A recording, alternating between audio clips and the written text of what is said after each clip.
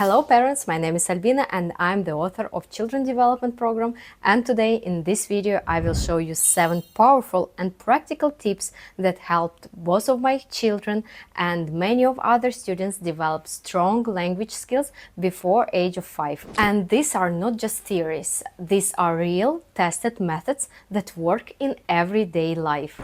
And the first thing that I used to do and recommend to every parent is narrating everything.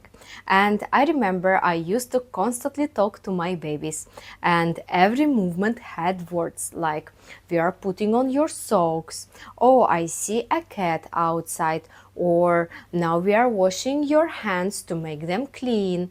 And this helps their brain to connect sounds with the meaning, and it's like this all day long. And also I used to have the song in my own language for any situation like bath time, eating, walking, and so on. And believe me, it really helps the kids to perceive the language. And in my case, I was really afraid about the speech delay of my elder daughter because she was using her own words, and I was thinking that it's because she's a bilingual kid and maybe it's better to drop one language and to use only English.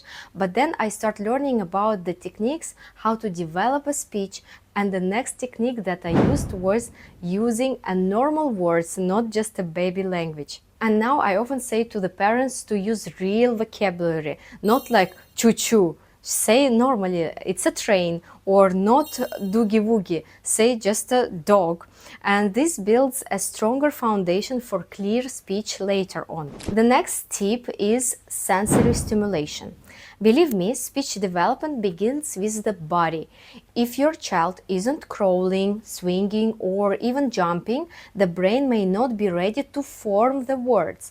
I remember I had a consultation with a mom whose baby was about like 2.5 years old, and after 3 weeks of daily balance games like trampoline, swinging, he said 4 new words, and for him it was a huge progress, and the mother was really happy. With this boy we used to have different games with a balance board or activity games like you can see in this video, and of course we used to have some sensory equipments. If you need more information about it, please drop me a comment, and maybe next video will be about this kind of toys. And of course you can also create the games by yourself, like walking on the pillows, like stepping the stones, or any jumping games with the counting, or of course like the airplane game when you take your baby on the hand and move him in the house in the position of the airplane. And of course my favorite activities are the games with the different grains and macaronis, where the kids are searching for the toy, and you can also do it in the sand and hide the toy and let your kid to find it there. Tip number 4 is flashcards everywhere. And I personally used tons of flashcards, but of course in a playful way, and we pointed, we laughed, we guessed, like find the crocodile or where is the sleepy face. And believe me, the flashcards turn vocabulary into a fun game, not just like pressure. Tip number 5 is using interactive books with the questions. And instead of reading passively, I used to use the books that asked my children, like where is the bear, or what sound does the cow make? And this kind of book force the kid to answer the questions, otherwise they will not be able to turn over the next page. And yeah, these books invite conversation and let your child become part of the story. And I know that some of the tips can feel like overwhelming. That's why I want to offer you something. If you're concerned about your child's development or just want to make sure you are on the right track, you can book a consultation with me, and I will walk you through a full sensory development program that is tailored to your child's unique needs. And I will put the link below this video along with my Instagram if you want to connect there too. And also you can take part in a test that can define your child's type of the intelligence starting from the age of 5. And this all you will get after you will fill the form for the consultation under this video. So I have spoken about the tips, but now I want to continue with something very important: the things that can actually delay your child's speech.